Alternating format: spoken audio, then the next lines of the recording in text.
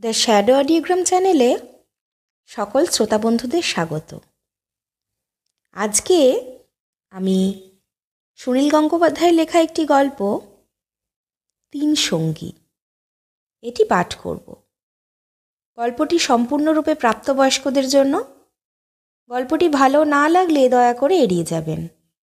আর গল্পটি ভালো লাগলে অতি অবশ্যই আমাদের চ্যানেল দ্য শ্যাডো অডিওগ্রামকে সাবস্ক্রাইব করে আমাদের পাশে থাকবেন। তাহলে শুরু হচ্ছে আজকে আমাদের গল্প তিন সঙ্গী।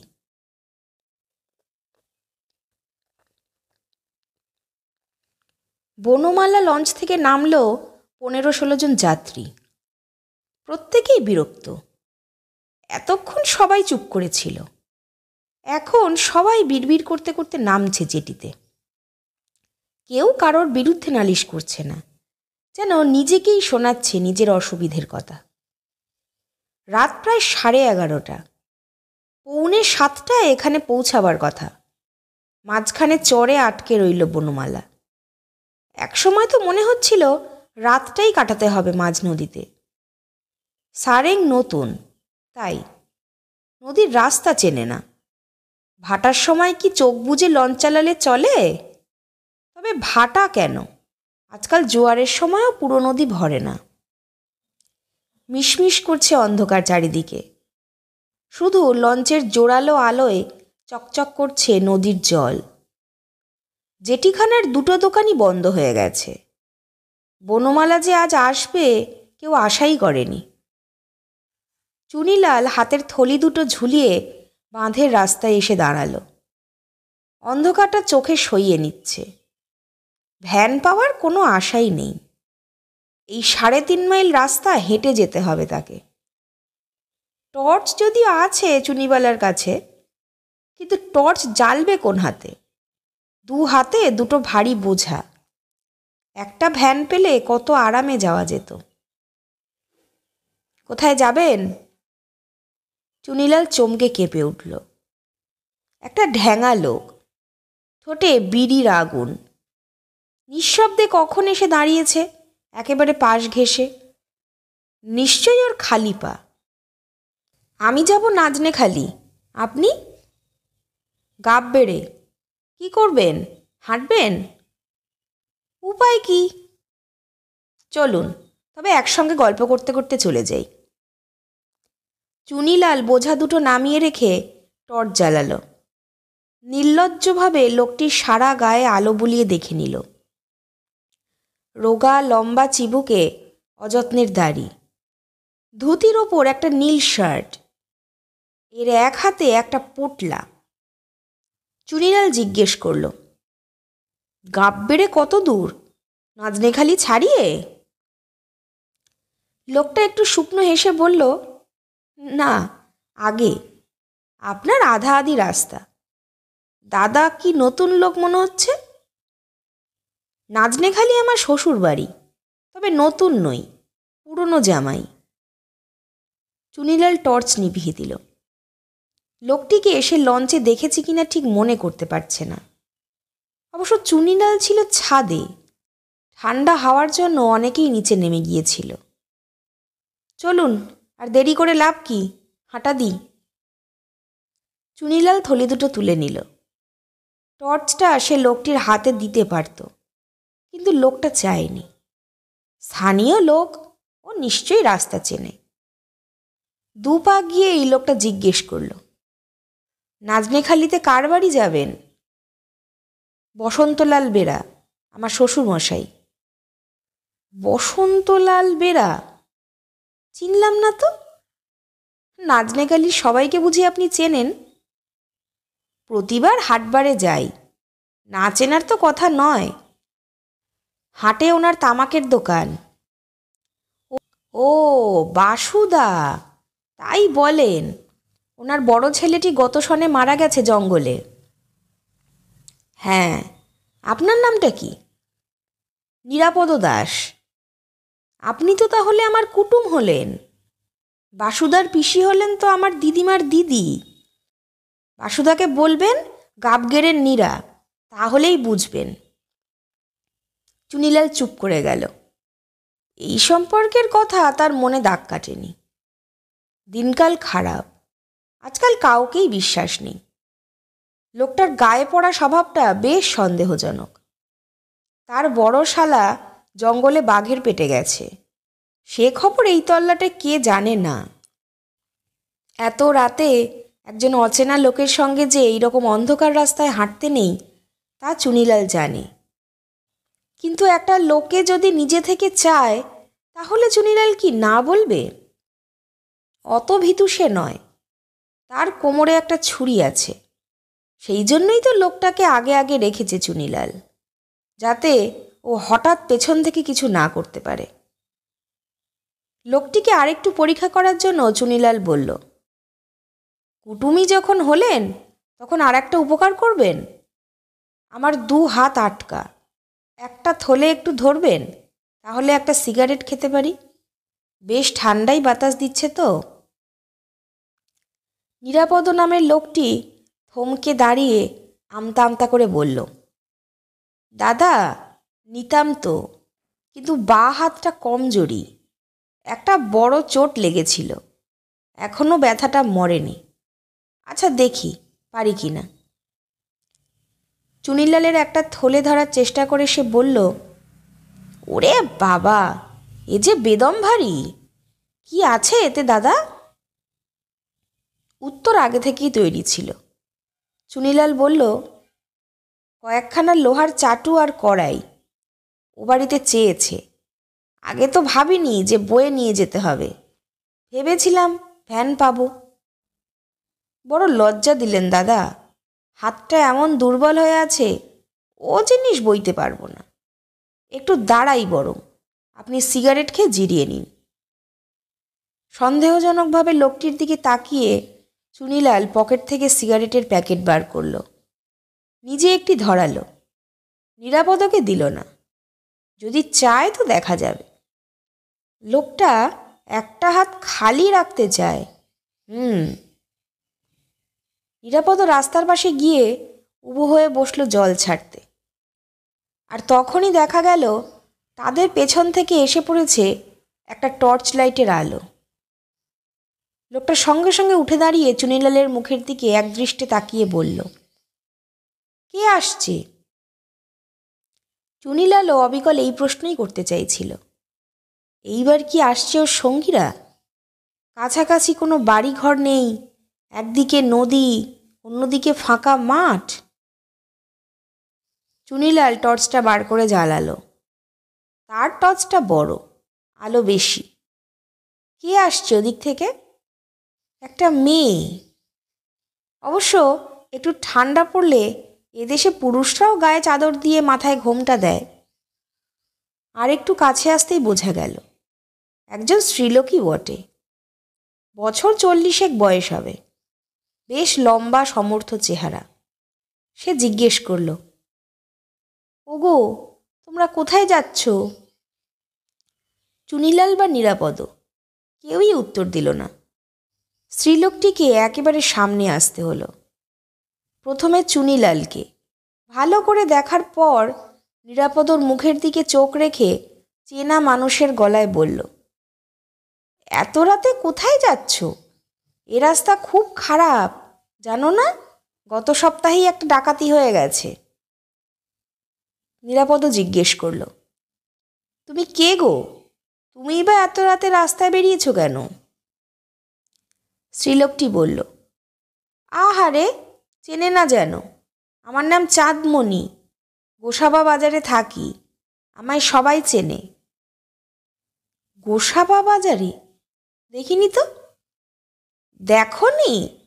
দেখেও এখন না দেখার ভাব করছো? এইসব ব্যাপার স্যাপার চুনিলালের একদম ভালো লাগছে না। সে কোমরের ছুরিটায় হাত দিয়েছে। বারুইপুর রেলইয়ার্ডে অনেকেই চুনিলালকে ভয় পায়, কিন্তু এদিককার কায়দা বোধহয় অন্যরকম। এত রাতে মেয়ে ছেলে বার করেছে, ওরা ভাবছে মেয়ে ছেলের মুখ দেখে চুনিলাল অন্যমনস্ক হয়ে যাবে। নিরাপদ বলল, তা না হয় বুঝলাম, তুমি গোসাবা বাজারে থাকো, এত রাতে তুমি এখানে এসেছো কেন? চাঁদমণি বলল, আমি তো তোমাদের দেখেই এলুম, তা তোমরা আবার ডাকাত টাকাত নও তো? চুনিলাল আর নিরাপদ পরস্পরের মুখের দিকে তাকালো। এই অন্ধকারে তারা কি দেখলো, কি বুঝলো, কেই জানে। চাঁদমণি বলল, ডাকাত হলেই বা কি, আমি বেওয়া মেয়ে মানুষ, আমার কাছে তো কিছু পাবে না, কানে এই দুল দুটো পিতলের। চুনিলাল এবার কড়া গলায় জিজ্ঞেস করলো, আপনি কোথায় যাবেন? চাঁদমণি বলল, গাংড়াদাহ। নিরাপদ বলল, সে তো নাজনে খালি ছাড়িয়ে, সেখানে যাবে এত রাতে? চাঁদমণি বলল, শুধু শুধু রাত আরও বাড়িয়ে লাভ আছে, চলো যেতে যেতে কথা বলি। চুনিলাল থলে দুটো তুলে নিল। এবারেও সে চলল সবার পেছনে। স্ত্রীলোকটি আগে আগে টর্চ জেলে চলল।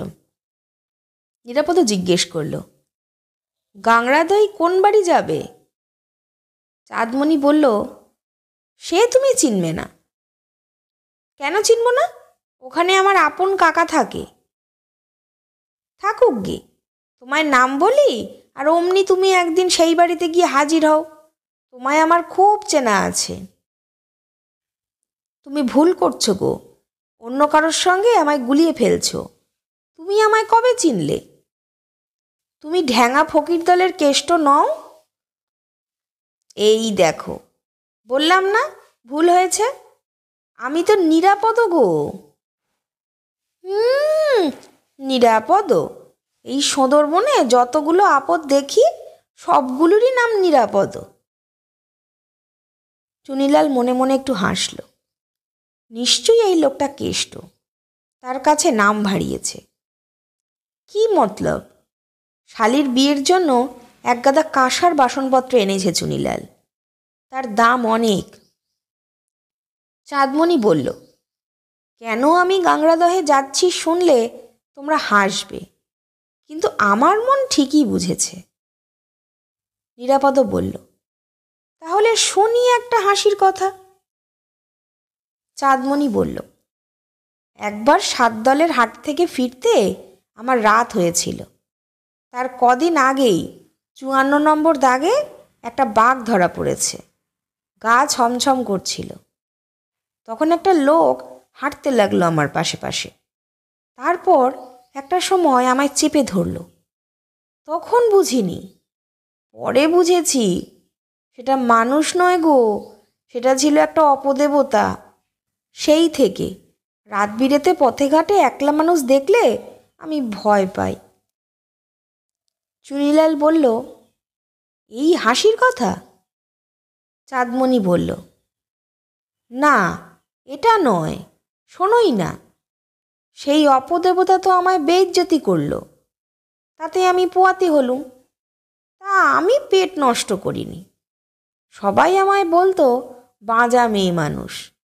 আমার স্বামী সেই জন্যই তো আমাকে দূর করে দিয়েছিল। তারপর বলবো কি দাদা, আমার একটা ফুটফুটে চাঁদের মতো মেয়ে হলো। যে দেখেছে সেই বলেছে, আহা এমনটি আর দেখিনি। চুনিলালের মতো ঝানু লোকও এইসব কাহিনী শুনে চমকে যায়। বলে কি, অপদেবতা এসে ধরল, তার ফলে পোয়াতি হলো? চুনিলাল হেসে উঠে বলল, অপদেবতাই বটে। এই রাস্তায় প্রায়ই সেই রকম উপদ্রব হয় বুঝি? চাঁদমণি বলল, প্রায়ই হয় কি হয় না জানি না, আমি সেই একবারই দেখেছিলাম। হঠাৎ গল্প থামিয়ে পিছন ফিরে চাঁদমণি বলল, তুমি 2 হাতে বোঝা বইছ কেন? একটা আমায় দাও না, আমি কি নিয়ে পালাবো নাকি? চুনিলাল বলল, আপনি নিতে পারবেন না, বড্ড ভারী। থাক, আমায় আর আপনি আগে করতে হবে না। আমার গায়ে কত জোর তা তো জানো না, গতর খাটিয়ে খাই। চুনিলালের হাত থেকে প্রায় জোর করেই একটা থলি নিয়ে নিল সে। অস্ফুটভাবে বলল, ভারী একটু বটে, বাসনপত্র আছে বুঝি? বাড়িতে কারোর বিয়ে আছে? মেয়েরা বোঝে, কি করে যেন ঠিক বুঝে যায়। নিরাপদ বলল, তারপর তোমার সেই মেয়ে এখন কোথায়? চাঁদমণি বলল, সেই অপদেবতা আমায় কোথায় ধরেছিল জানো? ঠিক ঠিক এইখানে। নিরাপদ আর চুনিলাল একটু থমকে গেল। দুজনে একই কথা ভাবল। চাঁদমণি বলল, যা ভাবছ তা নয়, আমি পাগল নই গো, পাগল নই, খুব শেয়ানা। আহা, আর চাঁদ উঠলে বেশ হতো না গো, বেশ সকলের মুখ দেখতে পেতুম, দেখতুম তোমাদের মধ্যে কেউ অপদেবতা নাকি। হাসির মাঝখানেই হোঁচট খেয়ে পড়ে গেল চাঁদমণি। নিরাপদ তার হাত ধরে টেনে তুলে জিজ্ঞেস করল, লেগেছে? ক্লিষ্ট গলায় চাঁদমণি বলল, হ্যাঁ লেগেছে, মচকেছে মনে হয়, এখনো অনেকটা রাস্তা যেতে হবে। নিরাপদ বলল, আমাদের বাড়িতেই তাহলে রাতটা থেকে যাও, আর একটু বাদেই আমাদের গাঁ। কেন? তোমার বাড়িতে থাকবো কেন? তুমি আমার কে? পায়ে লেগেছে বলে বললাম। তোমার বাড়িতে কে আছে? মা আছে, ভাই আছে, বোন আছে, একটা পিসি আছে, আমার ছোট ছেলে আছে। বউ নেই? না, মরে গেছে। বউ নেই, সেই জন্য এত রস। আমি কারোর বাড়ি যাই না। ওগো, তুমিই বলো না, আমি কেন ওর বাড়ি যাব? তুমি তাহলে রাগ করবে না? চুনিলাল বলল, আমার থলেটা দাও, আমি এগোচ্ছি, শুধু শুধু দেরি করছো তোমরা। চাঁদমণি চোখ ঘুরিয়ে বলল, বললুম না, রেগে যাবে। দুজন চলনদার সঙ্গে থাকলে এই সুবিধে, একজন তেড়িবেড়ি করলে অন্যজন সামলে দেয়। নিরাপদ রাগ করে বলল, আচ্ছা, থাকতে হবে না আমাদের বাড়ি, হাঁটতে পারো তো চলো। চাঁদমণি বলল, তোমাদের তো আসল কথাটাই বলা হয়নি, যের জন্য আমি যাচ্ছি। আমার সেই মেয়ে তো ফোটা ফুলের মতো নদরপানা হয়ে উঠল। দেখতে দেখতে 15টা বছর কেটে গেল, আর অমনি গাংরাদার এক ছোকরা তাকে বিয়ের জন্য কি ঝোলাঝুলি। মেয়েও বেশ রাজি। আমি ভাবলুম, অপদেবতার জিনিস, কতদিন আটকে রাখতে পারবো কে জানে, তার চেয়ে বাবা পার করে দেওয়াই ভালো। তাই বিয়ে দিয়ে দিলাম। এখন সেই মেয়ের কাছে যাচ্ছ? হ্যাঁ, কিন্তু কেন যাচ্ছি তা শুনলেই তো হাসবে। বছর ঘুরতে না ঘুরতেই মেয়ে পোয়াতি। আজ সন্ধেবেলা 7টার লঞ্চ ছেড়ে চলে গেল। আমি খেয়ে দেয়ে লম্প নিভিয়ে শুয়ে পড়লুম। তারপর একটা স্বপ্ন দেখলুম আমার কুসুমের ব্যথা উঠেছে, যন্ত্রণা এসে ছটফট করছে। জামাই আমার বাড়িতে নেই, মাছ ধরতে সে সাগরে চলে যায়, 7-8 দিন পরে ফেরে। আহারে, মেয়েটা কত কষ্টই না পাচ্ছে, তাই তো ছুটে চলে এলুম। নিরাপদ বলল, স্বপ্ন দেখলে আর ছুটে চলে এলে? স্বপ্ন কখনো সত্যি হয়? বলেছিলুম না হাসবে, কেন স্বপ্ন সত্যি হয় না? যা যা কি গো, এ মিনসেটার ধরনই যে আলাদা। জিজ্ঞেস করছি, তোমার কোনো স্বপ্ন কখনো সত্যি হয়নি? নিরাপদ চুপ করে গেল। চাঁদমণি চুনিলালকে জিজ্ঞেস করল, তুমি চুপ করে কেন? তুমি বলো না, স্বপ্ন যদি সত্যি না হয় তবে অমন স্বপ্ন দেখলুম কেন? তোমার কোনো স্বপ্ন সত্যি হয়নি? চুনিলাল বলল, আমার পেট গরম হয় না, স্বপ্নও দেখি না। কোনো দিন দেখনি? না। তুমিও অপদেবতা নাকি? দেখি তো ভালো করে মুখখানা। চুনিলালের মুখের ওপর টর্চ ফেলল চাঁদমণি। তার চোখ ধাঁধিয়ে গেল। একটা হাত তুলে আড়াল করে বলল, আহ, কি হচ্ছে? বলো বলো, আমি কি মিছি যাচ্ছি এত কষ্ট করে? আমার মেয়ের কিছু যদি... আমি তার কি জানি? কি হৃদয়হীন মনীষী গো তোমরা! আমি অসহায় মেয়ে মানুষ, একটা কথা জিজ্ঞেস করছি, তাতে এমন মুখ ঝামটা দিতে হয়? মনে করো আপনি স্বপ্ন বলে উড়িয়ে দিলুম, আর আমার মেয়েটা যদি সত্যিই কষ্ট পেয়ে মরে যায়। খুন খুন করে কাঁদতে শুরু করল চাঁদমণি। চুনিলাল সিগারেট ধরালো। এখনও তার চোখ ধাঁধিয়ে আছে। সে যেন সব ভুল দেখছে। একজন স্ত্রীলোক এত রাত্রে মাঝ রাস্তায় একবার হাসছে, একবার কাঁদছে। এসব কি সত্যি না মনের ভুল? চাঁদমণি কান্না থামিয়ে নিরাপদকে বলল, আমি আর পরের জিনিস বইতে পারছি না। এই, এটা ধরো না। ধরতুম গো দিদি, কিন্তু আমার হাতেও যে একটা আছে, আর আমার বাঁ হাতটা যে কমজোরি। গত মাসে চোট লেগেছিল। কিসে চোট লেগেছিল? কার বাড়িতে শীত কাটতে গিয়েছিলে? শীত কাটতে যাইনি, আমি ডাকাতের হাতে পড়েছিলাম। এই তো, এই রাস্তায়। জিনিসপত্র সব কেড়ে নিলে। প্রাণে যে একেবারে মারেনি, সেই যথেষ্ট। কাদের দল? তা কে জানে। ওসব ব্যাপারে আর মুখ খুলতে নেই। আজও ভয় ভয় করছিল। কি করব, ক্যানিং থেকে আমার মাল আনতে যেতেই হয়। তা আজ দাদাকে দেখলাম, সঙ্গে তারও জিনিসপত্র আছে, তাই ভরসা পেলাম। নিরাপদ চুনিলালের দিকে তাকাতেই সে কোমরে হাত দিল। চাঁদমণি চুনিলালের কাছে সরে এসে নিরাপদকে বলল, আমার বাপু তোমাকে একটু সন্দেহ হয়েছিল প্রথমটায়।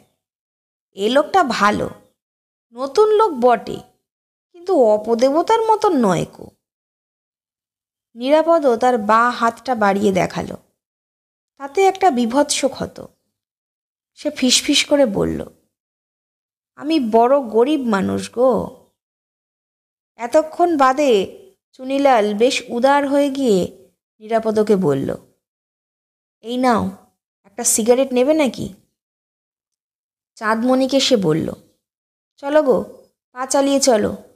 তোমার মেয়ে যদি সত্যিই কষ্ট পায়, তবে আর দেরি করা ঠিক নয়। আমরা সবাই মিলে দেখে আসি।